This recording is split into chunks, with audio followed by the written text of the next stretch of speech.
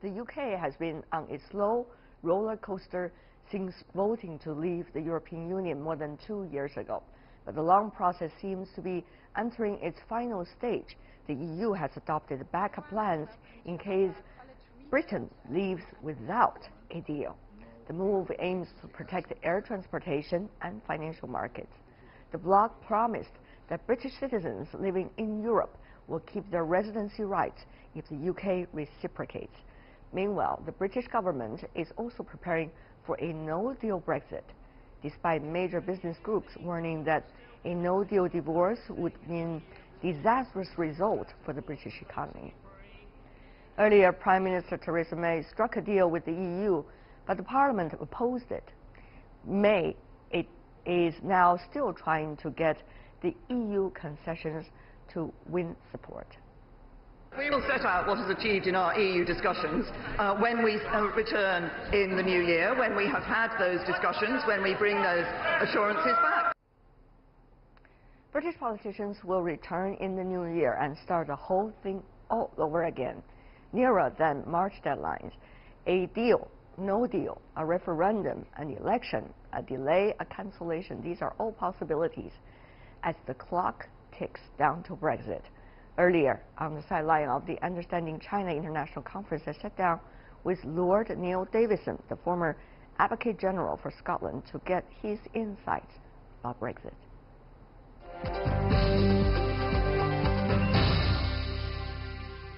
Brexit.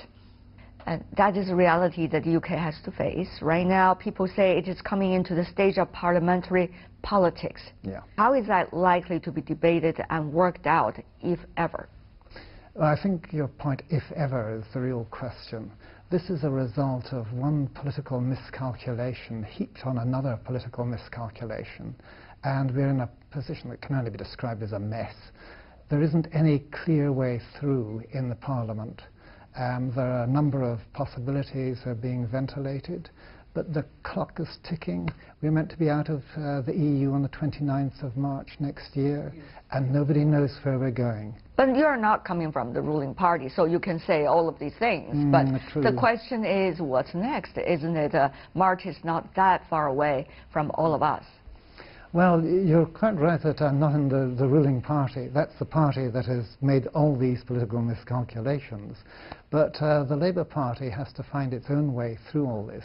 What we do as an opposition in our system is hold the government to account. Now, we've got various ideas of how the future could look. If we could get another renegotiation with the EU, that would work. But that looks pretty unlikely, certainly in the time frame. There's a possibility of revoking the actual application to leave. That can be done unilaterally by the UK. And of course, there's the idea of a referendum. But you then look at the various ideas that are being put forward by parliamentarians. There's Norway, there's Canada. These are terms that are used to alternative possibilities. There's a whole range of them, and there's no clear way forward. All we've got is a Prime Minister who is stuck and can't move because her plan doesn't have parliamentary support.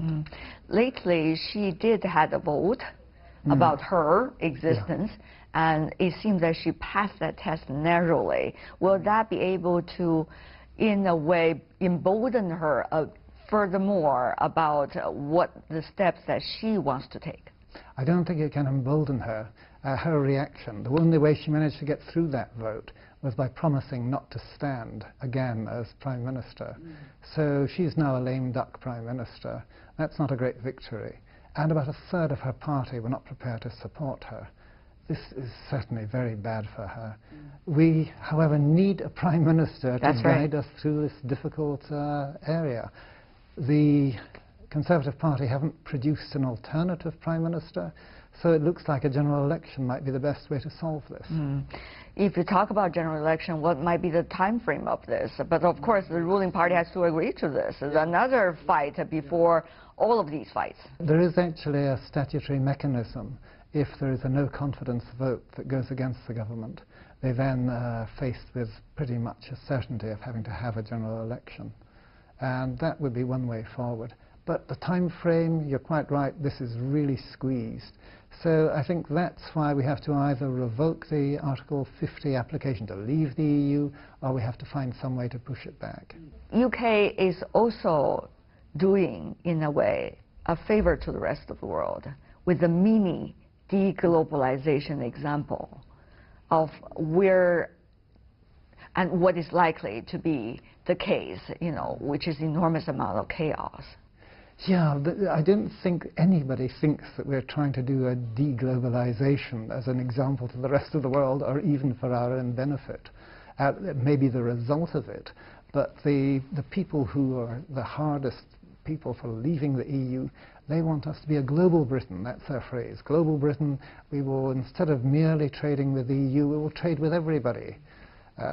Nobody's really quite sure what that means, but that's what they say. If you look at some of the most recent multilateral occasions, including the G20, the relevance of the UK, you could tell, is becoming diminishing as a result of the current political fight inside the country.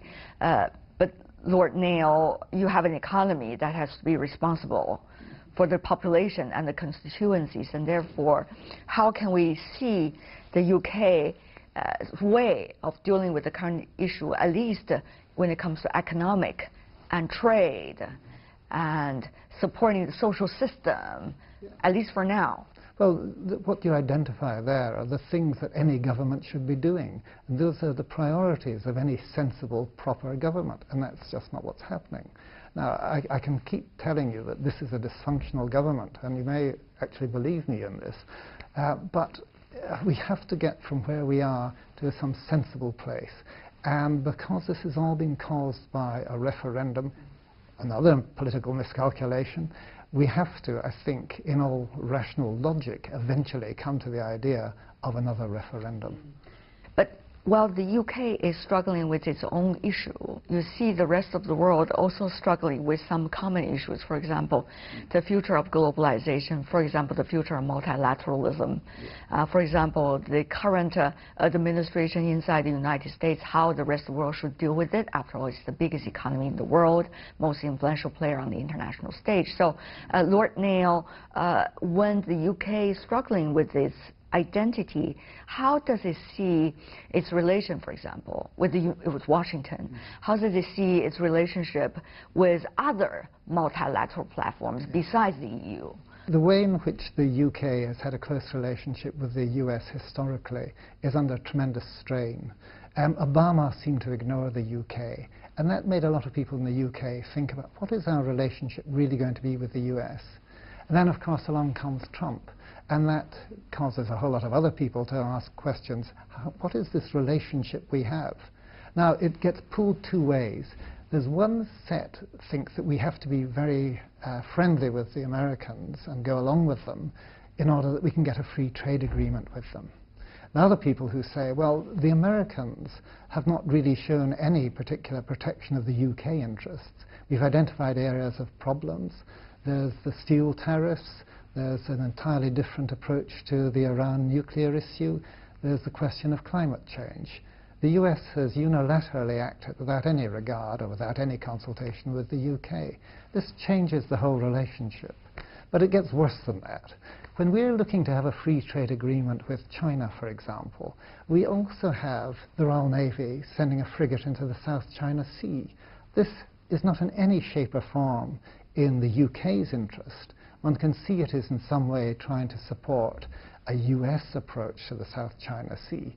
But if we do that and then turn around to China and say, could we please have a really good free trade agreement, I suspect the Chinese people might be rather annoyed.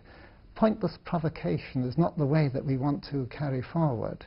We have to look closely at these relationships as the world is changing. And the old historical relationship of US-UK is not what it was.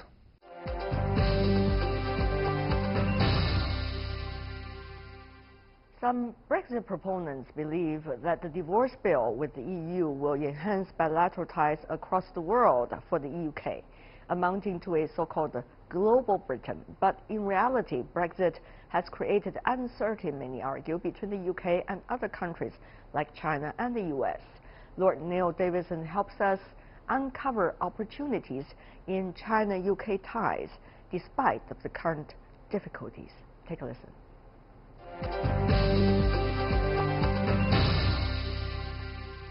I mean, China has made a tremendous contribution to global growth. And the process of globalization, it's not going to be rolled back. China is the world's second largest economy at the moment. It's going to get bigger. This is a fact. The idea that one can turn around and blame China is blaming the world. It's pointless. It's also unsound.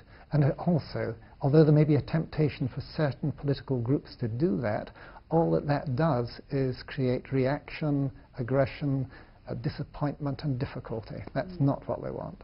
But that's sometimes how history changed. Oh, you bet. So I think what's really important is for everyone to recognize, everybody of goodwill, to recognize that we should be working together, recognize that we are independent, interdependent, that we have a shared future, and that this is mankind really having to look forward. We've got all sorts of issues like climate change and so on to deal with. We need to cooperate. We need to find areas of cooperation and recognize our interdependence. China and the UK has been in very strong conversations with one another in terms of Belt and Road Initiative. Yeah. But here in China, that sometimes this debate has been overshadowed by some of the perceptions others have about China. Once a tag named China is being put on a concept, suddenly these days it becomes a question. So Lord Neil, for the UK, what is your biggest interest in this regard? How can you be able to create opportunities for yourself while at the same time to work with one of the biggest economies in the world, China, on this issue, and the others who are likely to be on board? Again, it's finding areas of common interest. And you're quite right, when people see the word China in certain quarters, react. And the point is to make it clear that one's dealing with the world's second largest economy, getting bigger, that these are people who we, the UK, as a trading nation, have a really important interest in working with. We have to work with China. The more we can work with China, the better it will be for the UK. And if there are going to be difficulties in other relationships, well, let that be. We have to find our own way forward in the UK's interest. Ignoring the world's second largest economy isn't going to be the best way of doing it. And creating friction in that relationship is also an extremely bad idea. Is there any way that you can deal with those people who are trying to create those frictions, chaos? If it were down to me to deal with them, doubtless going around speaking to them and trying to explain the reality of the situation. So communication is still the way? Oh yeah, absolutely. I mean, we have nothing else. We can't go and bribe people. We can't go and throw them in jail.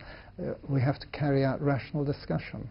And some people are not rational. Well, we just have to deal with that. Many believe what is going on right now will bring some of the parties ever closer with one another than they used to be. For example, China and the EU, or China and individual European economies, or the United States and other Asian economies in the Asia-Pacific region. Lord Neil, how do you see these new possibilities as a result of the change? But new possibilities usually are not necessarily working at the very beginning within a matured system or a matured practices, and therefore likely even to be more minor chaotic situation to begin with, but maybe later stream up. What do you make of this very beginning of all of these possibilities? Well, I think it goes back again to communication. If these relationships are relatively new and there may be friction in those relationships, one has to recognize the importance of the relationship in the first place, find one way of dealing with friction, find a way of explaining why it is one is wanting to do one particular thing so that the common interests can be developed. There are always going to be difficulties in relations, whether it's between large blocks or on a bilateral basis. But the idea is to keep those areas of friction to a minimum and to identify the common interests. China has been a new rising economy 40 years only from one of the least developed country to the second largest economy in the world. But at the same time, it creates uneasiness among those who do not know China very well and do not know necessarily where does it come from, that a country could eventually, in such a short speed, rise. Lord Neil, what do you make of this phenomenon? Can the world be able to understand China? Can China be able to understand the world more than skin deep? My experience teaches me that China understands a lot more about the world than the rest of the world understands about China. I think people in various parts of the world are surprised by the speed, the pace of China's rise, and as a result of it have an element of fear. And this can cause the aggressive reactions, the lack of understanding, the seeing of China as a threat. And it's that kind of fear that one has to really remove by way of demonstrating where it is that the commonality of interests operates, that how China, with this rise, has not only produced a tremendous reduction in global poverty.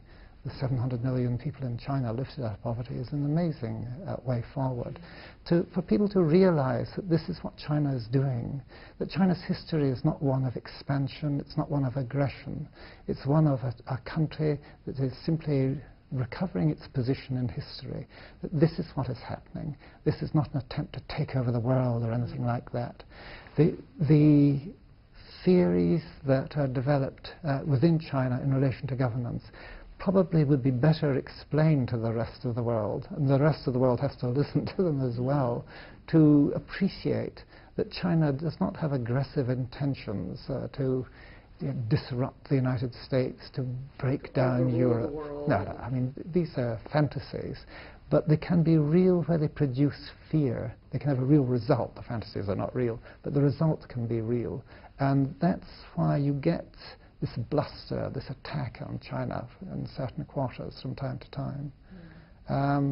But the main thing is, what is China doing? Look at the facts, the way in which China is growing, the way it's seeking to enter into relationships where it makes the world work, where it's stepping up to dealing with climate change, where it's looking to develop a shared humanity rather than a conqueror wanting to take over the world.